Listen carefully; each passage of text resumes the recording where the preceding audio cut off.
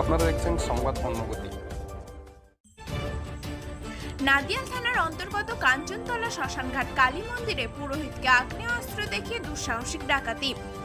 মন্দির কমিটির সম্পাদকের বয়ান অনুযায়ী 2 ভরি সোনা, 12 ভরি রূপো এবং নগদ 20,000 টাকা মন্দিরের পুরোহিতকে বেঁধে রেখে মোট 4 জন যুবক এই ঘটনাটি ঘটিয়েছে।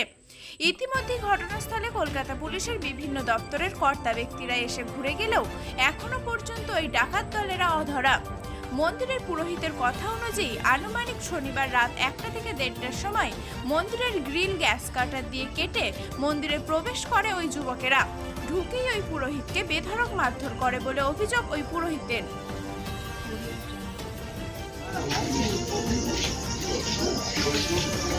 ঘুমাচ্ছিল। গতকাল গ্রহরাজ শরীরচায় পুজো ছিল, তাহলে ব্রতী ছিল, পূজা করে মানে 9টা পর্যন্ত পূজা হয়েছে, রাত্রি 9টা পর্যন্ত হয়ে যাওয়ার পরে তারপরে মন্দির এবার সব ধোয়া মোছা করলাম, করে টোরে তারপরে স্নান টান করে এদিক করে আমার 11টা বেজে যায়।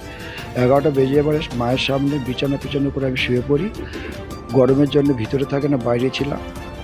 তা শুয়ে থাকার পরে হঠাৎ দেখে না একজন এসে আমার গলা টিপে ধরার পরে আমি তো মানে মানে মানে হাতকে উঠে আমার চেল্লাতে শুরু করি। তখন আমার ছেড়ে বলে তুই চাবি খোল, বলে ঠাস করে আবার চর মারতে আরম্ভ করে। বলতে আমার মানে কথা বলতে দিচ্ছে না, চাবিটা নেবো সে সুযোগটা দিচ্ছে, আমার মার উপরে মারছে।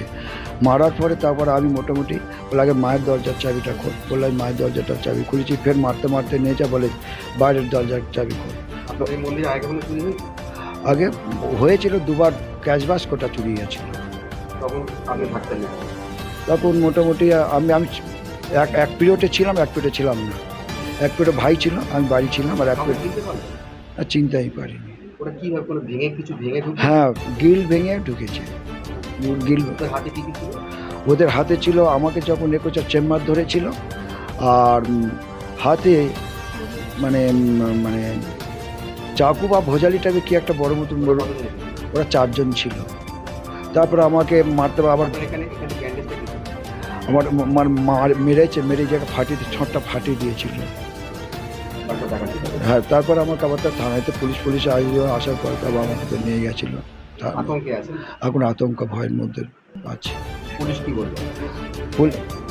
পুলিশ বলছে আমরা চিন্তা ভাবনা করছি, যা ইনভেস্টিগেশন সব কিছু করে নিয়ে যাচ্ছে বা সব কিছু জিনিসপত্র সিজ করে নিয়ে যাচ্ছে। এখন এই জায়গায় নীলমাধব ব্যানার্জি।